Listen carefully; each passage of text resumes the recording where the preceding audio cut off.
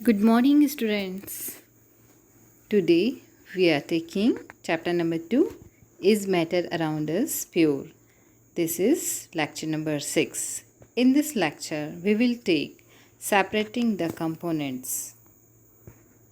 So, student, we are starting from separating the components of mixture. First of all, I would like to remind you that matter are of two types. First, pure matter and next one is mixture. सो हमने इसके पहले देखा था कि matter दो तरह के होते हैं, प्योर मैटर एंड मिक्सचर। यहाँ पर हम जो मिक्सचर हैं उनको सेपरेट करने की टेक्निक देख रहे हैं, ठीक है। Different methods of separation are use to get individual components from a mixture. किसी भी मिक्सचर से उसके जो बनने वाले उसमें जो इंक्लूडेड कंपोनेंट्स हैं उनको सेपरेट करने का काम किया जाता है। Separation makes it possible to study and use the individual components of a mixture. So, now we are taking here separation method of heterogeneous mixture. Everybody knows about the heterogeneous word. Heterogeneous mixture can be separated into their respective constituents by simple physical methods like hand picking, sieving, filtration. That we use in our day to day life. यहाँ पे आप लोग देख रहे हैं हमारी जो day to day life में हम लोग जो भी जितने भी हेट्रोजीनियस मिक्सचर्स होते हैं उनको सेपरेट करने के लिए या तो हम हैंड पिकिंग करते हैं, ये फिगर नंबर 1, या फिर हम सीविंग करते हैं, फिगर नंबर 2, या फिर हम इसमें फिल्ट्रेशन प्रोसेस का यूज़ करते हैं जिसमें एक फ़िल्टर पेपर लगाया जाता है। ये वाला भी हमने बहुत अच्छे से पहले कर चुके हैं। सो ये डे टू डे लाइफ में जो यूज़ होने वाली फ़िज़िकल मेथड्स हैं ये वो हैं। Then some special techniques is used for separation. इनको छोड़ करके डे टू डे लाइफ को छोड़ करके हम कुछ और भी स्पेशल टेक्निक्स यूज़ करते हैं, जैसे है इवेपोरेशन। आपकी बुक में एक एक्टिविटी दी गई है 2.4। तो इस एक्टिविटी में यहाँ पे देखो बगल में एक मैंने फिगर भी बनाया हुआ है, ठीक। Fill half a beaker with water, इसमें हमने वाटर को हाफ बीकर भर दिया। Put a watch glass on the mouth of the beaker, उसके ऊपर हमने एक वॉच ग्लास रखा है। Put few drops of ink on the watch glass, उस वॉच ग्लास में ब्लू कलर की इंक डली हुई है। Now start heating the beaker. We do not want to heat the ink directly, हमने इंक को हीट करना स्टार्ट किया लेकिन उस इंक को डायरेक्टली हीट नहीं दिया जाता है। You will see that evaporation is taking place from the watch glass. तो फिर क्या होता है, यहाँ पर हमने देखिए नीचे बर्नर जल रहा है और उसके ऊपर यहाँ पे वाटर एक आधा भरा हुआ बीकर है और उसके ऊपर फिर हमने इंक को रखा है। तो इंक को डायरेक्ट हम फ्लेम में नहीं रखते, ठीक है। इसकी जगह हमने क्या किया, यहाँ पर इसकी जगह हमने इसको एक वाटर बाथ बनाया और उसके ऊपर इंक को रखा गया है, right. Then continue heating as the evaporation goes on and stop heating when you do not see any further change on the watch glass. आपको इस वॉच ग्लास में क्या कोई चेंजेस दिख रहे हैं? नो। लेकिन इस वॉच ग्लास में थोड़े समय के बाद में हम देखेंगे कि इवेपोरेशन प्रोसेस हो रही है और जो वाटर पार्टिकल्स हैं वो धीरे धीरे करके वहाँ से डिसअपियर हो रहे हैं एंड ब्लू इंक के जो ब्लू पार्टिकल्स हैं वो एज ए रेसिड्यू हमको वहाँ पे फाइंड आउट होते हैं। Observe carefully and record your observation. तो यही ऑब्जर्वेशन होता है कि वहाँ पे ब्लू इंक के पार्टिकल्स हमको दिखाई दे रहे हैं। Then what is the conclusion. तो इस प्रैक्टिकल करने से हमें क्या समझ में आ रहा है? हमने देखा we find that ink is a mixture of a dye in water.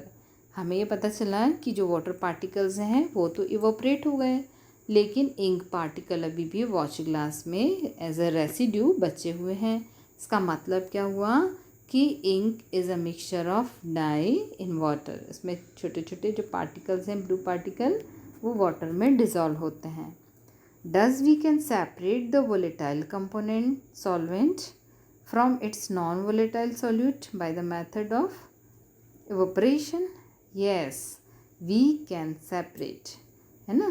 तो इसमें क्वेश्चन एक सिंपल सा आया है कि जो एक्चुअली इवोपरेशन प्रोसेस ही यही होती है कि वोलेटाइल कंपोनेंट्स को उसमें से इवोपरेट कर दिया जाता है। आपको पता है वोलेटाइल कंपोनेंट क्या होते हैं? वोलेटाइल कंपोनेंट वो होते हैं जिनका इवोपरेशन हो सकता है। तो इवोपरेशन की प्रोसेस से वोलेटाइल कंपाउंड को इवोपरेट कर दिया जाता है और जो नॉन वोलेटाइल सॉल्यूट्स होते हैं वो वहाँ पर एज अ रेसिड्यू मतलब बचा हुआ पार्टिकल के फॉर्म में रह जाता है। देन इसका second technique, how can we separate cream from milk. हमें पता है हमारे घरों में हम लोग चर्निंग वाली प्रोसेस करते हैं। सेम उसी प्रोसेस को यहाँ पे बताया गया है कि हम क्रीम को मिल्क से कैसे सेपरेट कर सकते हैं। Nowadays we get full cream toned and double toned varieties of milk packed in polypacks and tetra packs in the market. These varieties of milk contain different amount of fat. हमें पता है, इसके पहले भी हम पढ़ चुके हैं कि जो मिल्क होता है it is a mixture of water, protein, fats, minerals. ठीक, तो अब यहाँ पे ये जो पार्टिकल्स हैं इनका मिक्सचर बन चुका है, तो इनको हम या तो इस तरह से पॉलीपैक में यूज़ करते हैं या फिर इस तरह से ये टेट्रा पैक में यूज़ होते हैं। ये पैक करके हमारे पास तक पहुँचते हैं, लेकिन इसमें क्या होता है डिफरेंट अमाउंट ऑफ फैट पाया जाता है। तो अब इस डिफरेंट अमाउंट ऑफ फैट को निकालने के लिए क्या किया जाएगा, ये एक एक्टिविटी यहाँ पे आपकी बुक से दी हुई है, वो मैं आपको बता रही हूँ। So activity for separation of cream from milk, take some full cream milk in a test tube. आपको ये देखिए यहाँ पे टेस्ट ट्यूब दिख रहे हैं दो, है ना, उसमें वो एक ही है, ठीक है, इसमें बिफोर एंड आफ्टर दिख रहा है, तो ये एक ही है।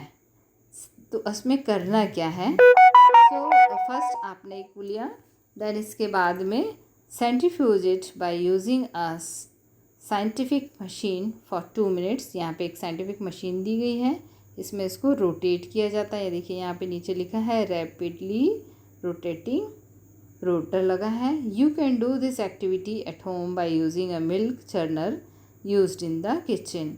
आपके किचन में जो मिल्क चर्नर या फिर हम कह सकते हैं जैसे मिक्सी होती है, उसमें भी हमारे मदर्स जो होती हैं वो बटर निकालने का काम करती हैं। We observe that on turning the cream particles come up in upper level, ऊपर के लेवल में आ जाते हैं। तो एक्चुअली इसमें हुआ क्या है, यहाँ पर यदि आप ये फिगर देखेंगे तो इस फिगर में क्या बना हुआ है, देखो एक टेस्ट ट्यूब है, उसमें बिफोर लिखा है, बिफोर मतलब पहले जो फैट पार्टिकल्स है वो सब में डिस्ट्रीब्यूटेड है। लेकिन जैसे ही इसका रोटेशन होता है तो रोटेशन होने के बाद में क्या होता है, जो पैलेट के फॉर्म में जो फैट पार्टिकल्स होते हैं वो वहाँ से सेपरेट हो जाते हैं। तो इस तरह से क्रीम को मिल्क से सेपरेट किया जाता है।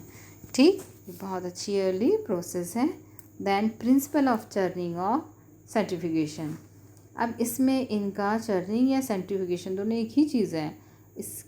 इसका जो प्रिंसिपल है वो क्या है, now the principle is that the denser particle are forced to the bottom and light a particle at the top when spin rapidly। means जैसे ही हम इसको तेज़ी से रैपिडली इसको स्पिन करते हैं तो जो डेंसर पार्टिकल्स होते हैं वो नीचे बैठ जाते हैं, फोर्सफुली बॉटम में चले जाते हैं, और जो लाइट पार्टिकल्स हैं वो टॉप पर आ जाते हैं।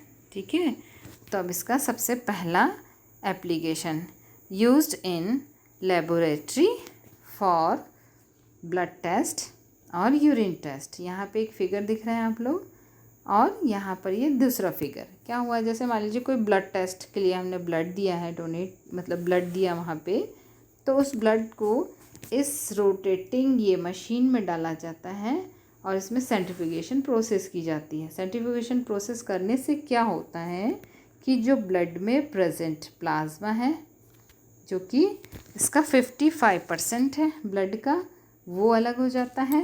देन उसका बफी कोट जो होता है ये अलग हो जाता है, जो प्लेटलेट जिसमें आते हैं वो अलग हो जाता है, और लास्ट में इरिथ्रोसाइट्स जो कि 45% होते हैं ब्लड के, वो अलग हो जाते हैं।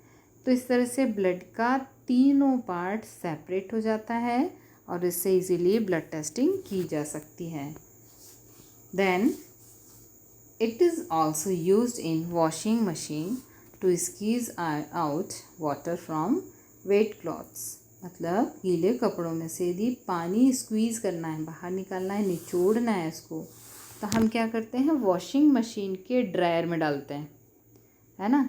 और वॉशिंग मशीन का जो ड्रायर है वो रोटेट होता है, और रोटेट होने के बाद में उसमें सेंट्रीफ्यूगेशन प्रोसेस होती है, और वो इजीली वाटर को उसमें से रिमूव करता है।